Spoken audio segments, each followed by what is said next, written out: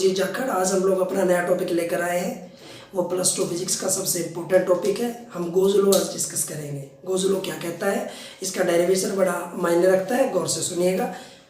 देखिए student, goes law कहता क्या है? सबसे पहले गोज लॉ बड़ा इंपॉर्टेंट टॉपिक है। गोज लॉ जिसको हम लोग बोलते हैं गॉस।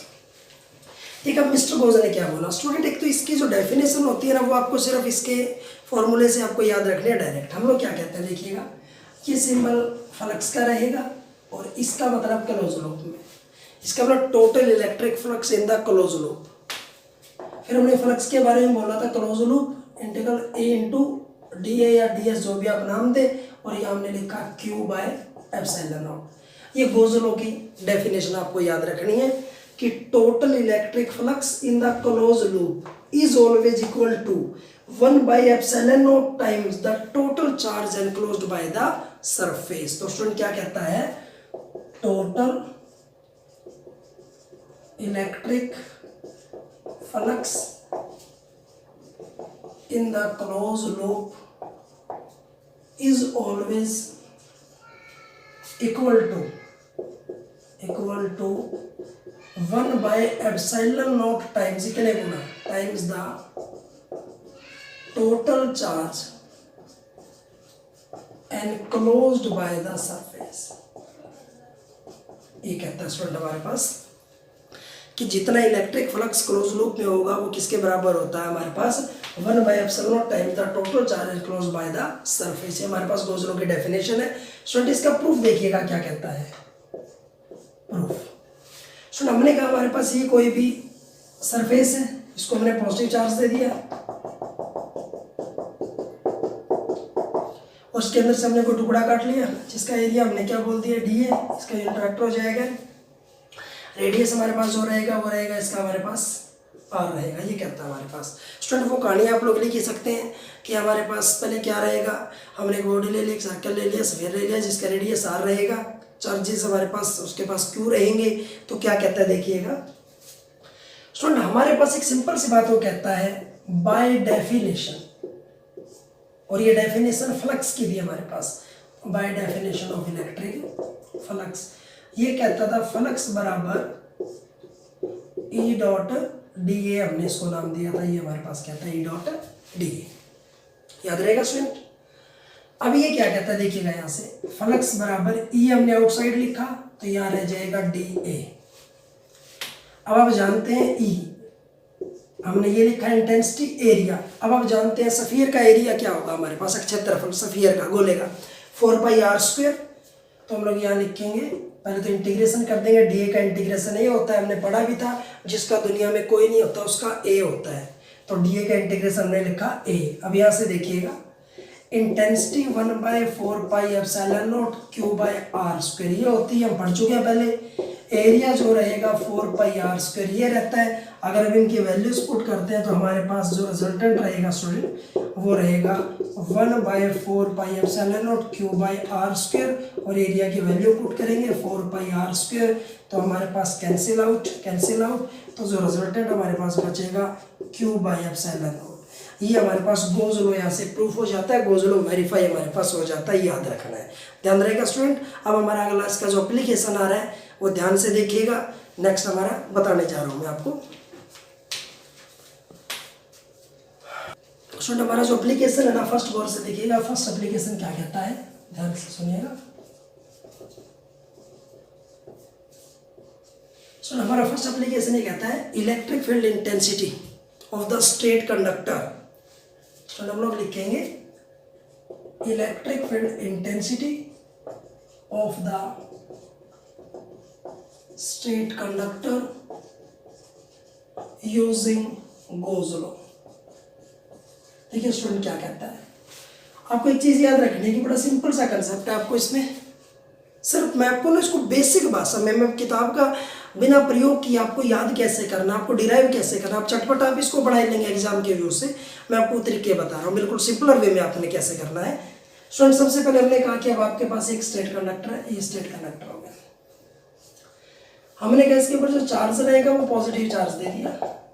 इसकी जो लेंथ रहेगी L रहेगी, इसका रेडियस रहेगा R। अगर दिखाना चाहे तो यूनिट वेक्टर ये सारे परपेंडिकुलर जो है यूनिट वेक्टर हमारे पास रहेंगे, कहीं भी आप लोग इनको दिखा सकते हैं। याद रहेगा स्टूडेंट। एक हमारे पास बिजली का तार है, एक स्ट्रेट कंडक्टर कह सकते हैं हम लोग, लंबाई उसकी एल है, रेडियस आर है, जो चार्ज एनक्लोज करता है वो हमारे पास कितने करेगा, क्यू करेगा।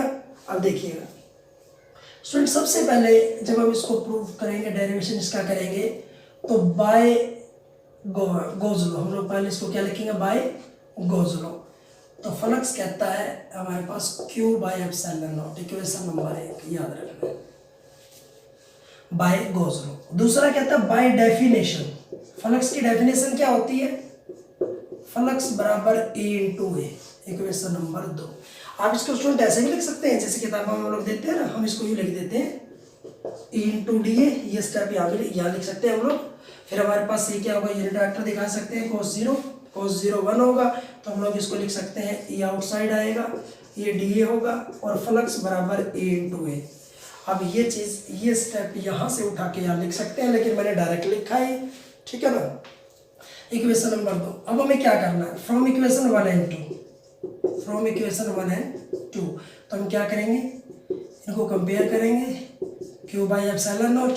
स्टूडेंट अगर हम लोग E निकालेंगे तो Q by epsilon not A division में आ जाएगा, हमारे पास ये रहेगा।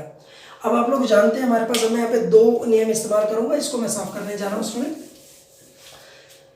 सबसे पहली चीज, स्ट्रेट कंडक्टर, आपको याद है linear charge distribution Q by L होता था, चार्ज का हमने बंटवारा किया था, लीनियर, एरियल, वॉल्यूमेट्रिक।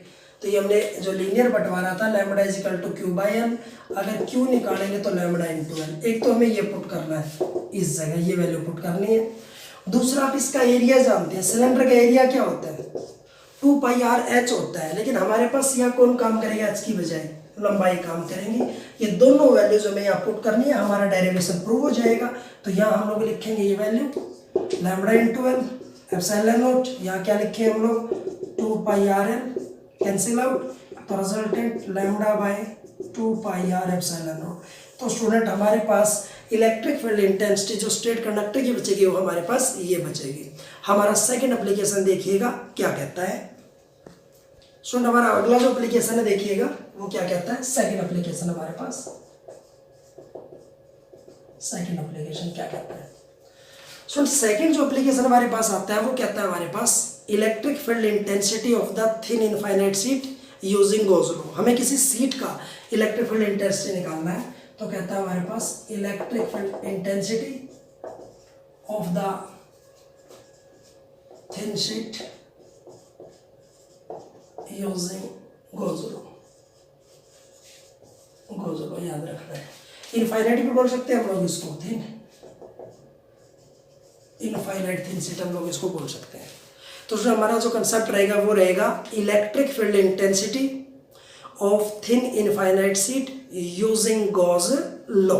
देखिएगा स्टूडेंट, इसको हम एक छोटे से एग्जांपल से समझेंगे जरा। एक तो ये देखिएगा मेरे पास एक पतली सीट है, इस सीट का एरिया जो वो ट्वाइस टाइम है, एरिया एक साइड ये हो जाएगी, दूसरी साइड ये हो जाएगी। थिन सीट का एरिया जो रहेगा ट्वाइस टाइम रहेगा। सिर्फ से इंपॉर्टेंट बात आपको याद रखनी है स्टूडेंट, मैंने यहाँ बनाया एक, ये हो गया हमारे पास एक थिन सीट, ठीक है। इसको हमने कोई भी पॉजिटिव चार्ज हमने इसके ऊपर कंटेन कर दिया।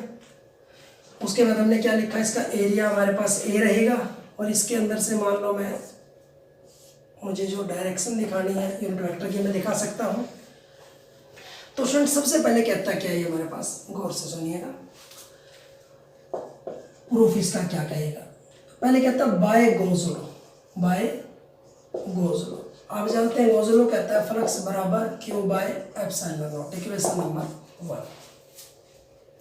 दूसरा बाय डेफिनेशन, डेफिनेशन क्या कहती है, डेफिनेशन कहता है हमारे पास E इंटू ए। लेकिन हमने कहा स्टूडेंट सीट 2 साइड कवर करती है, तो हमारे पास एरिया हम लोग क्या लिखेंगे, ट्वाइस, इक्वेशन नंबर 2 रहेगा। ये बात आपको याद रखनी है। आप इसको ऐसे भी कर सकते हैं स्टूडेंट, जो हमने अभी किया था, हम इसको ऐसे कर सकते हैं, फ्लक्स बराबर फॉर्मूला इंटू डी ए हमने भी किया था। यहाँ से cos 0 यूनिट वेक्टर भी दिखा सकते हैं। cos 0 हमारे पास क्या होता है, into D a unit vector, cos 0 हमारे पास 1 रहेगा। हम इसको आउटसाइड निकालेंगे तो ये हमारे पास डी ए, जिसका दुनिया में कोई नहीं होता, उसका क्या होता है, ए होता है। लेकिन अगर सीट है तो ट्वाइस से हम इसको मल्टीपल करते चलेंगे, ट्वाइस से मल्टीपल करेंगे तो एरिया क्या हो जाएगा, ट्वाइस टाइम हो जाएगा। तो मैंने वो रिजल्ट इसका यूज किया है, ध्यान रहेगा। अब मैं इसको साफ कर देता हूँ। अब स्टूडेंट हमें क्या करना है, दोनों को कंपेयर करना है फ्रॉम इक्वेशन 1 एंड 2। तो देखते हैं क्या होगा। हमने लिखा E इंटू 2a और यहाँ लिखा Q बाय एप्सिलॉन नॉट। अगर स्टूडेंट हम लोग E निकालेंगे तो Q by epsilon not into 2a। अब आप जानते हैं कि सीट है तो एरिया काम करेगा। हमने 3 तरह के बंटवारे पढ़े थे, uniform continuous distribution of the charge. पहला क्या था हमारे पास, हमने अभी डिस्कस किया था Q बाय L, दूसरा Q बाय A और तीसरा Q बाय V। ये तो लीनियर लंबाई वाले केस में काम करता है, ये एरियल एरिया वाले केस में काम करता है और ये वॉल्यूम वाले केस में काम करता है। तो हमारे पास एरिया की बात हो रही है तो हम ये केस उठाएंगे, sigma is equal to Q by A। Q find out करेंगे सिग्मा इंटू A। तो स्टूडेंट यहाँ में क्या लिखूंगा, Q की जगह ये वैल्यू पुट कर देंगे तो sigma into A epsilon not 2a cancel हो जाएगा, तो resultant sigma by 2 epsilon naught. तो स्टूडेंट आपको याद रखना है, हमारे पास जो थिन शीट रहेगी उसका फॉर्मूला रहेगा E is equal to sigma by 2 epsilon naught. Student ये फॉर्मूला बड़ा इंपॉर्टेंट है। आगे जब हम लोग कैपेसिटर को डिस्कस करेंगे, कैपेसिटर के अंदर हम लोग इस फॉर्मूले का यूज करेंगे। दूसरा हमारे पास एक चैप्टर आएगा इलेक्ट्रोमैग्नेटिक वेव, जो आएगा हमारे पास इंडक्शन के अंदर, हम लोग इस फॉर्मूले का यूज करेंगे।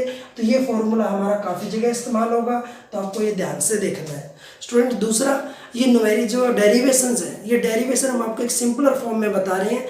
आप इनको वेक्टर फॉर्म में भी कर सकते हैं, आप इनको यूनिट वेक्टर के इस्तेमाल के साथ, ठीक है ना, आप उसको उस फॉर्म में भी कर सकते हैं। दूसरा, आपको क्या करना है, इनके बारे में डिटेल से आप लोग लिख के इनको थोड़ा लंबा चौड़ा भी बना सकते हैं। जैसे ए हम लोग लिखेंगे area, E electric field intensity, sigma surface charge density, वो पैटर्न हम लोग इजीली लिख सकते हैं। लेकिन मेन कंसेप्ट हमारा ये रहेगा, आपको ध्यान रखना है। तो स्टूडेंट हमारे साथ बने रहिएगा, हम लोग आपके लिए हर रोज़ नए टॉपिक्स लेकर आएंगे। हमारे चैनल को लाइक सब्सक्राइब करते रहिएगा। Thank you.